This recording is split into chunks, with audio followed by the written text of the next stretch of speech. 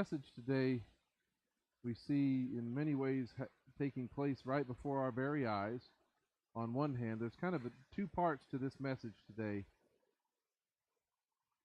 Because this Torah portion really does, it speaks to what we're seeing. We're watching the behavior of the world, and even those who claim the name of Messiah, following in the footsteps of, mirroring those of what we see in Balak and Balaam. Because we're seeing, people are making a greater effort to curse Israel. And one thing we need to be trusting in, seeking and hoping for and praying for, and knowing that this is going to be the case, that what we see in our day is not going to have any more success than what was happening and the success that they had in theirs. There is a futility of cursing Israel. There is a futility in that. It all started with this leadership of this neighboring country, this one that they were coming unto. The Bnei Yisrael set out encamped in the plains of Moab, alongside the Jordan, across from Jericho. And when Balak, son of Zippor, realized all that Bnei Yisrael had done to the Amorites, says Moab became terrified because there were so many people. And Moab was filled with dread because of Bnei Yisrael. And Moab said to the elders of Midian, "The multitude will lick up everything around us, like the ox licks up the grass of the field." And now Balak, son of Zippor, was king of Moab at that time. There's this, in this day, there's this fear, there's this sense of blame that's going on, being cast toward, the idea that, these Israelites, these Jews are just going to ruin everything. They're consuming everything, they're taking everything, they're just going to take over everything, and we've got to put a stop to them. Does that sound familiar? Are we hearing a lot of that these days? We're hearing a lot of that. And the voice, the volume of that is increasing. So Balak, he hires someone to speak evil against this horde of all these Jews coming along. He says he sent messengers to summon Balaam, son of Beor, at Pethor, near the river in his native land, saying to him, "Look now at this people. A people has come out of Egypt, and see now they cover the surface of the earth and are settling beside me. Come now, curse this people for me, because they are too strong for me. So perhaps I may be able to defeat them and drive them away from the country. I know that whoever you bless will be blessed, and whoever you curse will be accursed." Now the name Balaam means, not of the people. And you look at that last line, you look at the power that Balak thinks that Balaam has. He thinks, he's of the mind that Balaam has the equivalent power that ADONAI himself has. Because he's using language that we read all the way back in Genesis chapter 12, about blessing. I will bless those who bless you and curse those who curse you. He says, I want to hire you, Balaam, to curse, or the Hebrew word is arar, and that's talking about bitterness, it's talking about malice. Curse these people, speak with evil intention against this people, speak against them in such a way that will cause them suffering and pain, that will weaken them, that will destroy their courage because they're too strong now. That's a lot of the things that are being said today toward the Jewish people, toward Israel. All this stuff that we're seeing in our day, it's the same stuff. And it hasn't changed. This fear, this sense of jealousy, this resentment that they're too strong, they're more important than I am, they're more loved by God than the rest. There are whole countries, even rumors like from Qatar, where they're buying off people, they're giving them all sorts of money to influencers and podcasters to essentially commit lashon hara, that evil speech, that cursing against Israel and the Jewish people, then they're trying to change public opinion. They're trying to diminish their support. They're trying to create pressure on governments and representatives around the world to end their support, to cause businesses and investors to boycott, divest, and sanction. Right? That's the kind of stuff we've been seeing for the last few decades. We even have mayoral candidates from New York City threatening to arrest, the leader of Israel, Netanyahu, if he ever comes to the city. I hope he doesn't win. But that spirit of Balak hopes that these Jews might be defeated and diminished and driven from their power, driven from their position. And there are plenty of Balaams out there. There's a lot of Balaams out there that want to be hired, that want to, and likely already have, taken the money that they've been offered. But God, in this moment, so what we're seeing today essentially is nothing new, right? We've seen all of this before. The scriptures is full of it. And God has clearly told anyone and everyone who wants to speak against his people, to curse his people, he tells them no.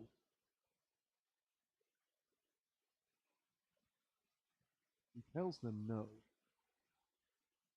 Even though many, even like Balaam, at first, their first inclination is like, okay, well, you said no, we shouldn't do that. That's kind of how his attitude was. God said to Balaam, do not go with them.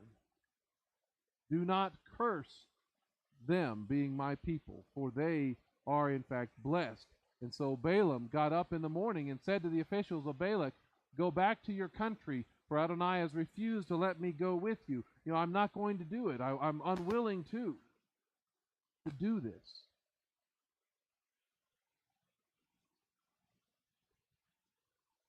And that's how it might be for some of them at first. The Targums, that the Aramaic translations, which I've been looking at the last couple of years, they say something interesting here. And again, these are Aramaic translations from the land of Israel, from the 1st century. In the time of Yeshua, they had the same kind of authority. They had the same kind of acceptance among the Jewish people that the Septuagint did, the Greek translation. This says in Numbers chapter 22, verse 12, the Lord said to Balaam, thou shalt not go with them, nor curse the people, for they are blessed of me from the day of their fathers. And that's an important idea. That's an important statement. It's actually said multiple times. They are blessed of me from the day of their fathers. And that language should sound a little familiar. That's very close to what Paul, the Apostle Paul, says in Romans chapter 11. So he says, concerning the good news, he's talking about the leadership, the Jewish people that have not accepted Yeshua. He says, they are hostile for your sake, but concerning chosenness, they are loved on account of the fathers. It says, for the gifts and the calling of God are irrevocable. And this is years after the death and resurrection of Messiah Yeshua. And it's despite the fact that many of the leadership had rejected Yeshua, they'd become even hostile toward the people, to the mission of this good news of the kingdom of Messiah. And even though all of that may be true, are they still loved of God? Yes, they are.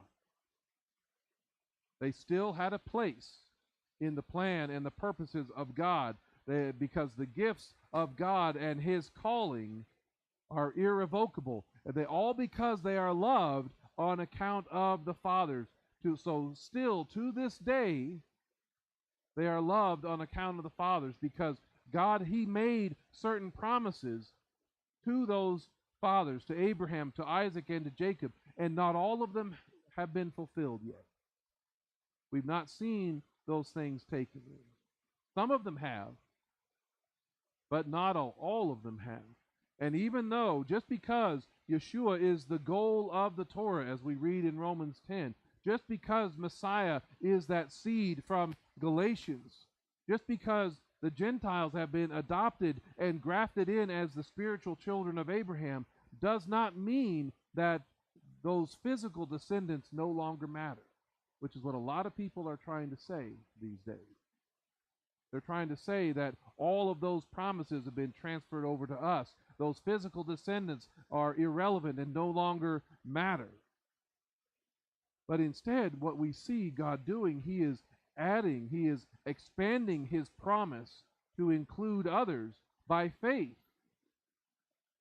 And when you add something, that doesn't negate the previous.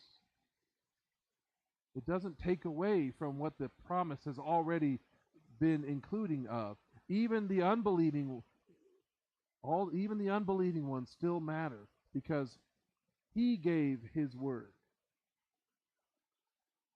For Him to not keep His promise, for Him to say that none of those people matter anymore, is to say that He is going to break His promise and His word that He gave to those fathers so long ago.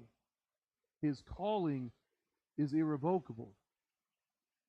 Heaven and earth have not passed away at this time. And so it makes no sense that those who have been added to the covenants of promise, it makes no sense for those who have come under that umbrella of Messiah to then want to come along and push out or to kick out those to whom the promises were made before.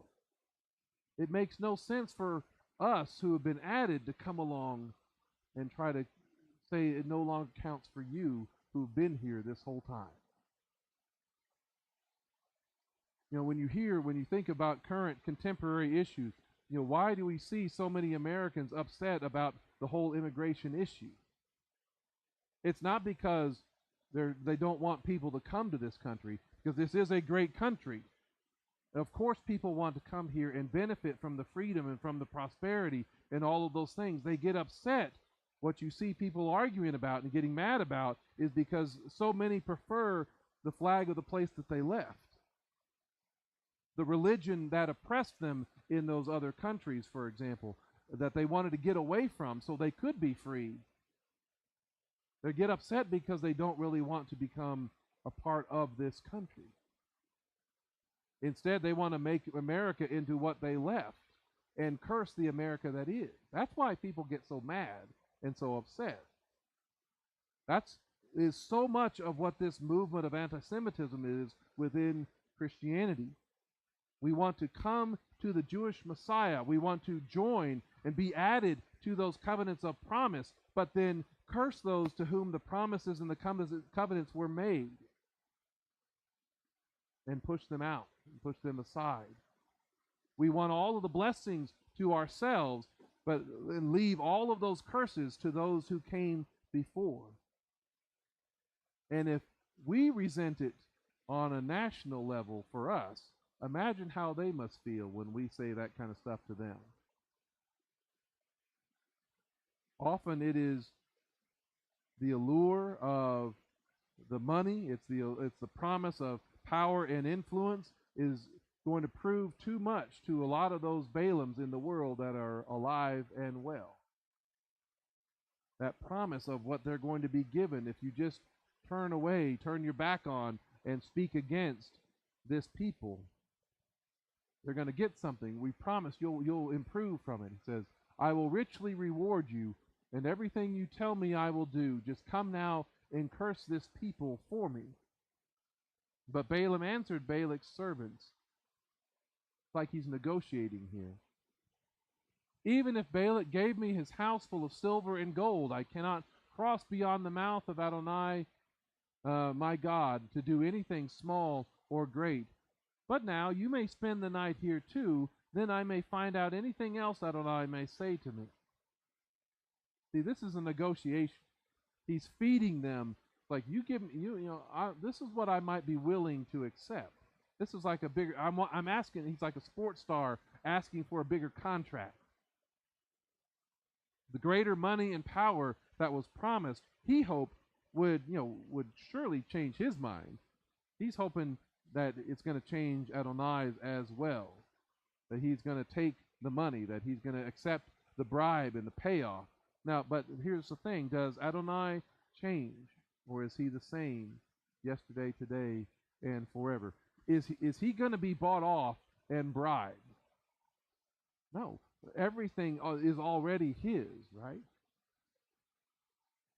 And it says, God came to Balaam by night and said to him, since the men came to you to summon you, arise and go with them. However, only the word I tell you are you to do. When he hears that, when God tells him to go, just say what I tell you to say, Balaam kind of took that as a green light. That Adonai, he must be on board with this new direction, that God must have accepted the payoff and the bribe and was prepared to curse Israel. So he gets up in the morning, he saddles his donkey, and he went with the Moabite princes. And it says, but the anger of God burned because he was going. And the angel of Adonai stood in the road to oppose him. See, again, he thought that many of those who are coming against Israel and against the Jewish people today, they actually think that they are on God's side. They actually think that God has changed his mind about his people. But that's not what God had in mind at all. Again, the Aramaic translation tells us that God already knew. I've read that in the traditional English and all that, and I always kind of wondered, well, you told him to go. Why are you mad at him for going? Anybody else kind of asked that question before?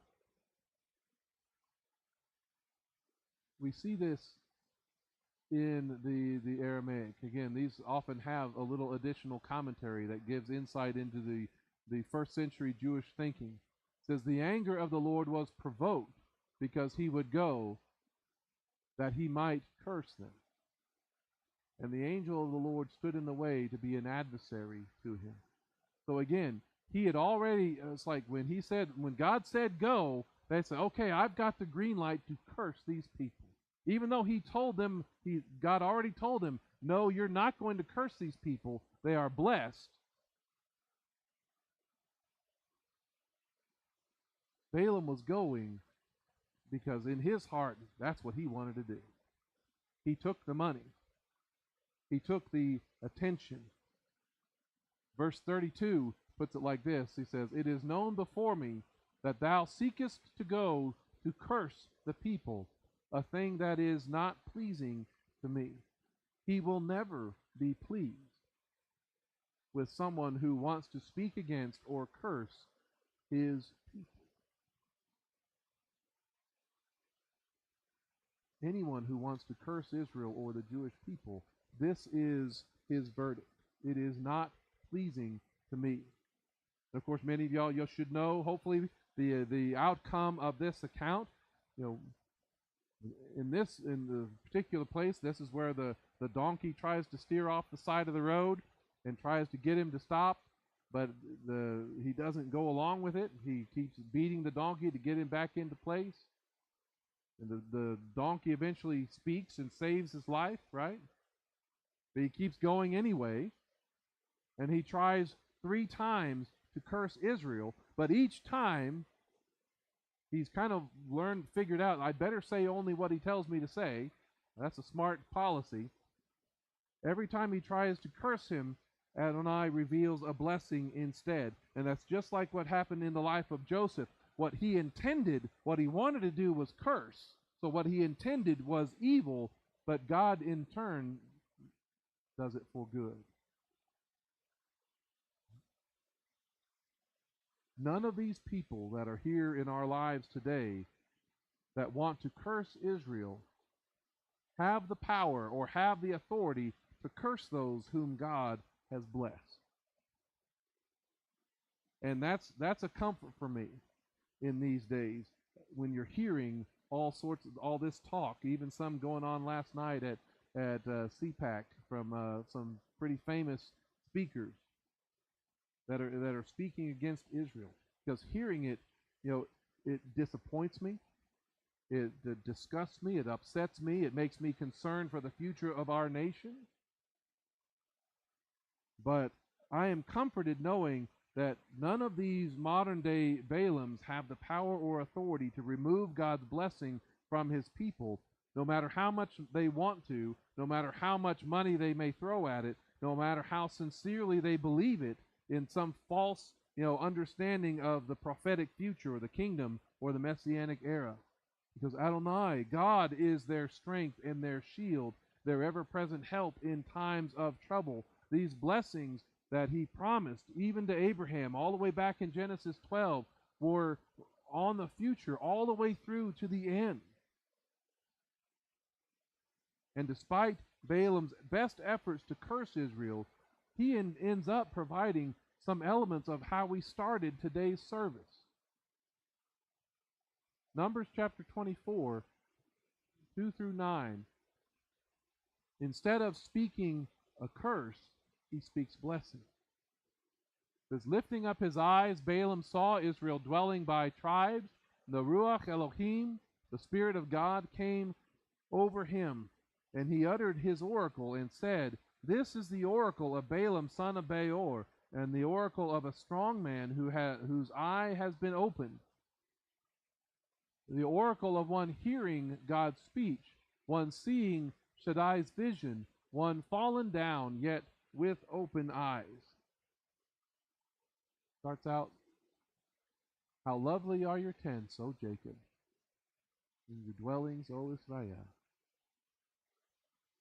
You've ever wondered why we say that or where that comes from? It's right here. It's like valleys, they are spread out, like gardens beside a river, like aloes planted by ADONAI, like cedars beside the waters. Water will flow from his buckets, his seed by abundant water. His king will be greater than Agag. His kingdom will be exalted. And I love how, in the Aramaic, in that translation, I love how verse 7 starts out. It says, from them their king shall arise, and their Redeemer be of them and among them. Almost like he's tabernacling with them. And the seed of the children of Jacob shall rule over many nations. This great king will arise, who is also their Redeemer. And this seed, singular, which is the whole argument in Galatians, just will rule over many nations. Isn't that a little interesting? And again, this is already there within Jewish thought in the first century. Verse 8 goes on, it says, God is bringing him out of Egypt like the strong horns of a wild ox. He devours nations hostile to him. He will crush their bones. His arrows will pierce them. He crouches like a lion or a lioness, and who would rouse him? He who blesses you will be blessed, and he who curses you will be cursed. It doesn't end well for those who try to curse his people. It doesn't end well for the nation that turns against him. One of the most common elements of liturgy in the Jewish synagogues, what we were just seeing a little while ago, one of those is provided by this non-Israelite man who really wanted to curse them, but God would not allow them to. Would not allow Balaam to curse them. He could speak only what ADONAI permitted him to speak.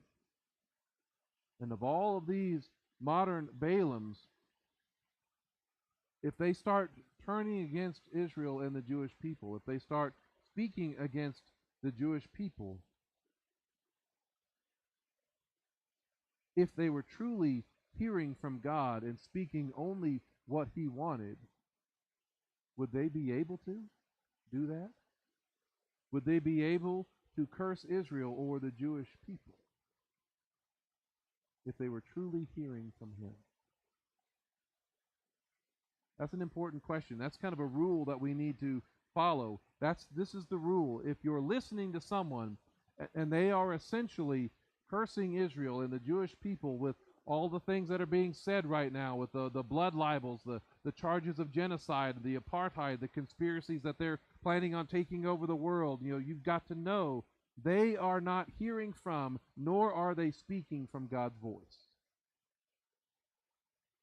And that does not mean that Israel is perfect, that its government does everything correct, that you have to agree or approve of everything that they are doing, or that must mean that all Jews are perfect and do no harm and have no agenda, right? That's not saying any of that stuff.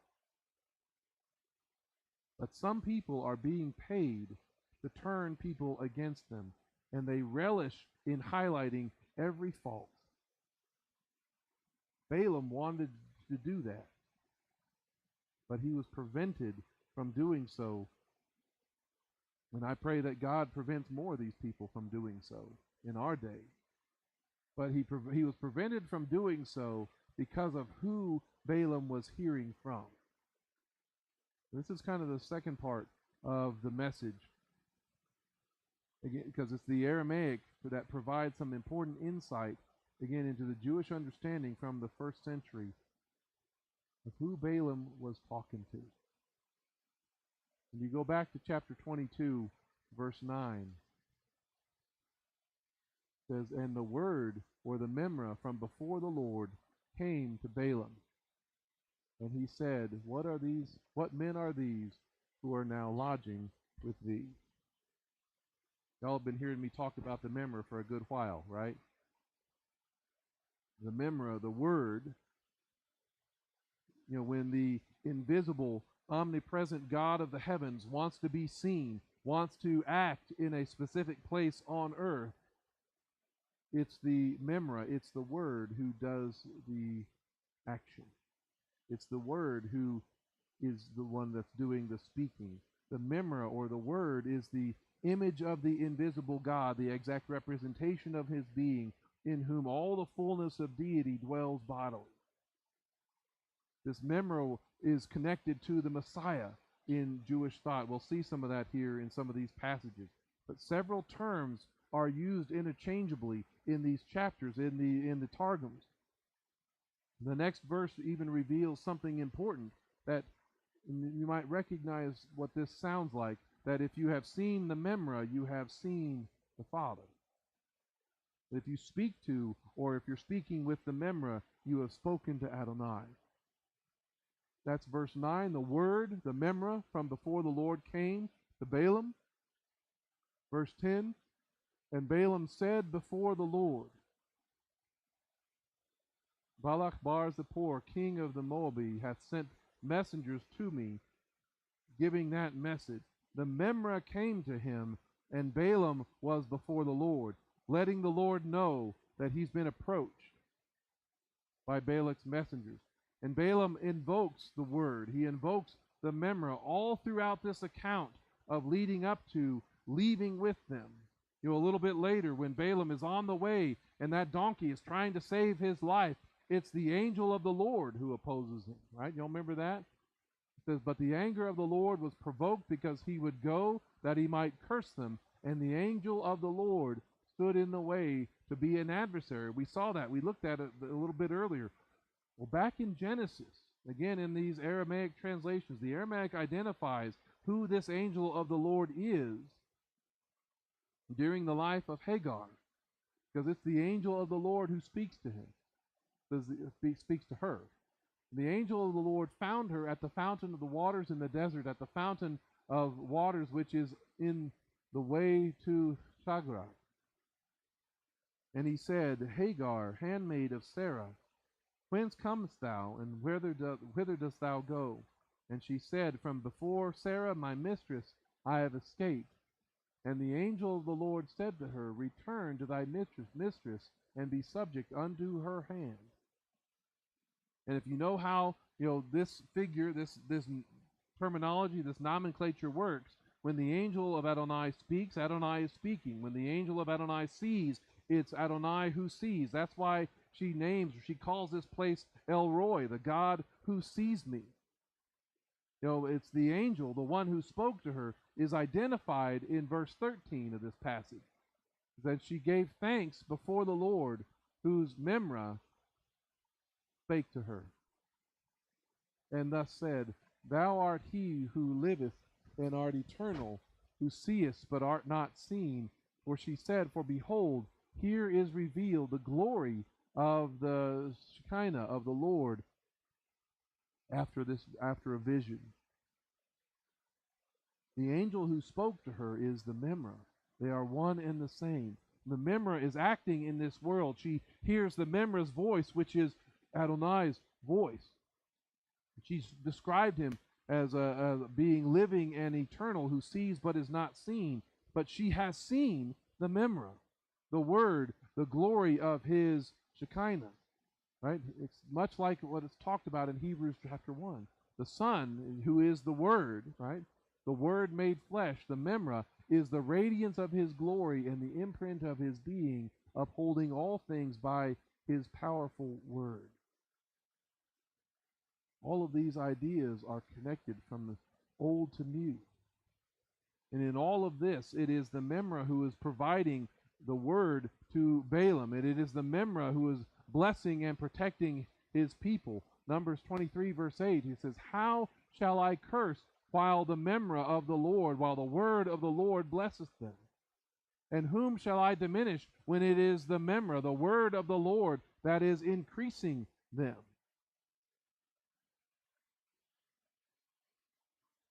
All three times Balaam tries to curse Israel, it's the memra, it's the word, it's the Messiah who stops him and puts God's blessing in his mouth.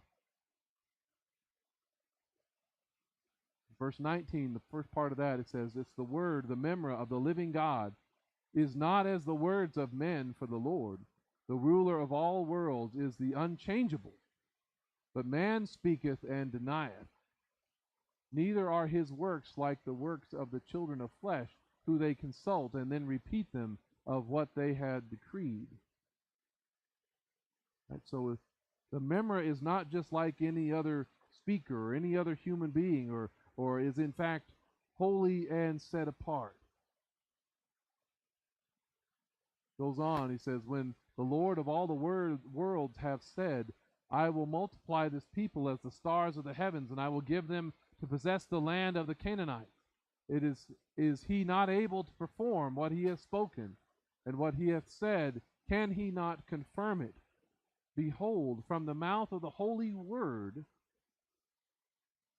from the mouth of the holy memra, the memra is in fact holy and set apart.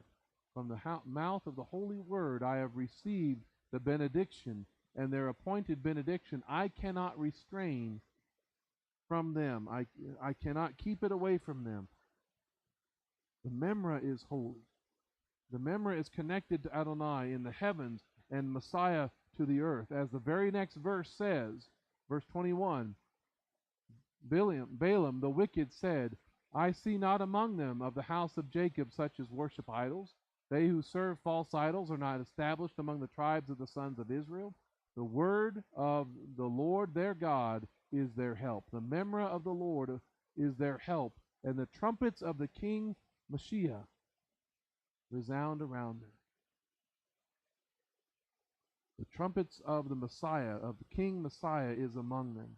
The memra is the one that is their help. And when the memra is among them, that's when the trumpets are sounding. That's when the shofar of the king are sounded. And even the mysteries of God are part of what's getting revealed to Balaam. And tell me what, I'm going to go over to verse 16. Tell me if any of what follows seems a little familiar from 23:16. He speaketh who heard the memra from before the Lord, and who knoweth the hour when the Most High God will be wrath with him. He speaketh who saw the vision before the Almighty, seeking prostrate on his face, that it should be revealed to him. The secret concealed from the prophets was disclosed unto him. And I shall see him, but not now. I shall behold him, but it is not near. when the mighty king of Jacob's house shall reign, and the Messiah, the power scepter of Israel, be anointed, he will slay the princes of the Moabites, and bring to nothing all the children of Sheth, the armies of Gog, who will do battle against Israel, and all their carcasses shall fall before him. Does that sound familiar at all? I mean, at least on the perimeter of things? It reminded me a lot of, I shall see him, but not now. I shall behold him, but it is not near. It reminded me of this passage from 1 Peter. Though you have not seen him, you love him. And even though you don't see him now, you trust him and are filled with a joy that is glorious beyond words, receiving the outcome of your faith, the salvation of your soul. It's the Memra that's going to battle, against Gog. It's the Memra that is leading against all those that are coming against Israel. This Memra that is speaking to Balaam and revealing to him not just what has been, but will come, and it says the battles of these last days. This is the victory. He's talking about the victory that is expected, that Messiah is going to accomplish. It says, and he looked on the house of Amalek and took up the parable of his prophecy and said, the first of the nations who made war with the house of Israel were those of the house of Amalek. And they at last, in the days of the king Messiah, with all the children of the east, will make war against Israel, but all of them together will have eternal destruction in their end. Well, this is all patterning and working and flowing together. And when the Memra of the Word is revealed, when the victory of the Messianic era, this is all built into this stuff. In the Aramaic, it says, he took up the parable of his prophecy and said, woe to them who are alive at the time when the word of the Lord shall be revealed, to give the good reward to the righteous, and to take vengeance on the wicked, to smite the nations and the kings, and bring these things upon them. All those that are seeking to curse and oppose this people, this nation, there is a certain end. And it goes on, not even the mighty powers from around the world in the days of the first century, powers like in Italy, aka Rome, will be able to stand up against the word, against the Messianic king. And again, this is the first century commentary. And ships, or literally the sails, armed for war, will come forth with that might be a typo there, with elite armies from Lombardia, and I looked that up. That's in northern Italy, and from the land of Italia, conjoined with the legions that will come forth from Constantina, and will afflict the Athuri. I'm having trouble with some of those words. And bring into captivity all the sons of Eber. Nevertheless, the end of these and of those is to fall by the hand of King Mashiach, and be brought to everlasting destruction. But what was one of the common beliefs that were expected when Messiah comes? What's he going to do to the Romans? Is he going to destroy them? Is he going to defeat them? Is he going to drive them out of the land? Right? That was the common belief and expectation, and you see it right here. They didn't realize, they didn't recognize. Sometimes we think we have our prophecy calendar all filled out, and we know every step and every detail. And yet sometimes he comes to redeem. The first time he came to redeem. And what is defeated is all those that come against his people and his nation.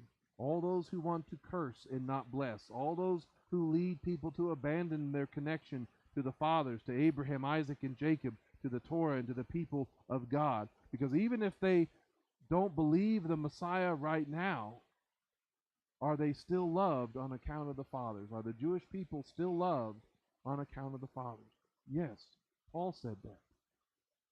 And he is still trying to reach them, seeking to reach them so that they will one day say, Baruch haba b'shem ADONAI, blessed is he who comes in the name of the Lord, so that all those kingdom promises will be fulfilled. And so all of these modern day Balaks who want to hire these modern day and spiritual and influential Balaams, those are the ones who will be defeated.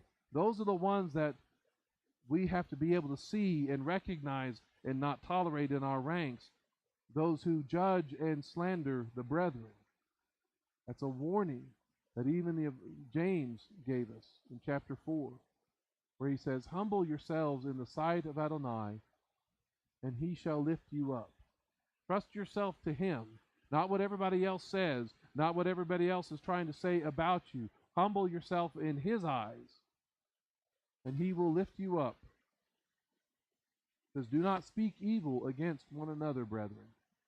The one who speaks against a brother or judges his brother speaks evil against the Torah and judges the Torah. But if you judge the Torah, you are not a doer of the Torah, but a judge. You think you're smarter. You think you're better. You think you know more than he does. You think your plans and your purposes are going to come out and work out in the end more than his do. But because they are not the judge, they are not the authority, they don't have the power and authority to make their pronouncements and hold them true in the courtroom of the heavens. Because if they were truly hearing from God, if they were truly hearing from the Word, from the Memra, from the Messiah, they would not be able to curse Israel but bless them. And he is going to hold accountable all those who curse rather than bless, because there is only one lawgiver and judge, the one who is able to save and destroy. Who are you who judges your neighbor? Who are you to pronounce your curse upon a people that he has blessed?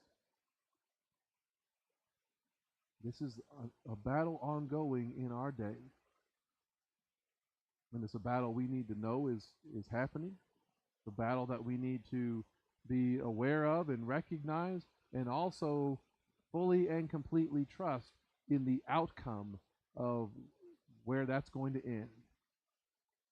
Because it will only end in his glory. It will only end in the coming of Messiah, who will come and oppose and defeat all those who have come against him, his people, his nation. Amen? That's the victory. That's the victory in Yeshua that we are looking forward to.